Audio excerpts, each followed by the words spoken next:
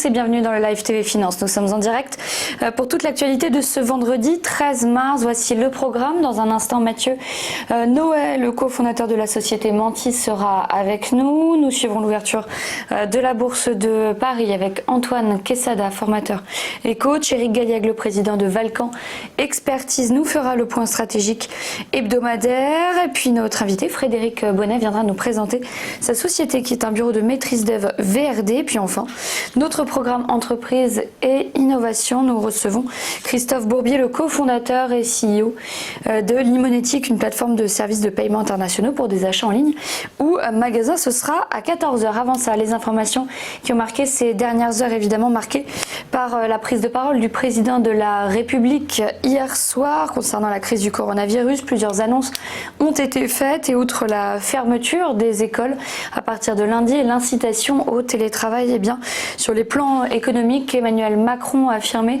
que l'État prendra en charge l'indemnisation des salariés contraints de rester chez eux dans des situations de chômage partiel. Il a promis la mise en œuvre d'un mécanisme exceptionnel et massif de chômage partiel qui ira beaucoup plus loin que les annonces faites par les ministres. Le chef de l'État qui a expliqué vouloir s'inspirer, je cite, de ce qui a été mis en œuvre en Allemagne. Je veux que nous puissions préserver les emplois et les compétences et protéger les indépendants. Fin de citation. Ainsi, toutes les entreprises qui le souhaitent pourront donc reporter sans justification, sans formalité, sans pénalité le paiement des cotisations et impôts dus en mars. Nous travaillerons ensuite sur les mesures d'annulation ou de rééchelonnement, a précisé Emmanuel Macron. Ces échéances qui sont dues dans les prochains jours et les prochaines semaines seront suspendues pour toutes celles et ceux qui en ont besoin, selon le président de la République. Les objectifs budgétaires sont donc tout simplement mis de côté, d'autant qu'il promet un plan de relance français et européen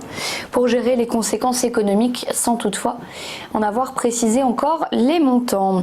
Le chef de l'État qui a par ailleurs jugé les décisions de la Banque Centrale Européenne insuffisantes alors que sa présidente Christine Lagarde s'est exprimée en amont hier après-midi. Pour lutter contre cette crise du coronavirus, la BCE veut favoriser les prêts aux PME et renforcer ses achats de dettes publiques et surtout privées. Mais contrairement à ce qu'attendaient beaucoup d'observateurs, la BCE n'a pas touché à ses taux directeurs. Christine Lagarde a insisté sur le fait, je cite, qu'elle ne croit pas que qui que ce soit devrait attendre des banques centrales qu'elles soient en première ligne de la réponse. Elle a également dénoncé ce qu'elle estime être de la complaisance et de la lenteur des gouvernements, en particulier en zone euro. Voilà pour les informations principales. On fait maintenant un point sur la bourse avec les places boursières.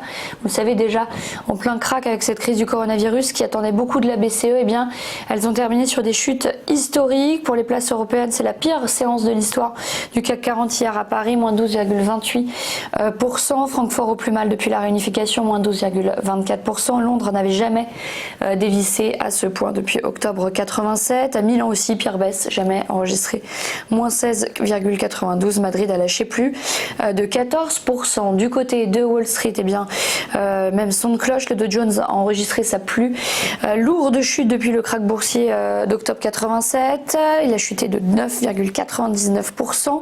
Le Nasdaq a chuté de 9,43%. Le S&P a plongé de 9,51%. Au Japon également, la bourse de Tokyo qui a chuté mais moins sévèrement que les autres places boursières. Donc le Nikkei a fini sur un plongeon à 6,08% et le Topix a abandonné 4,98%. Voilà pour ce point sur les marchés mondiaux décidément en difficulté. Restez bien avec nous, le Live TV Finance continue dans un instant avec notre première interview.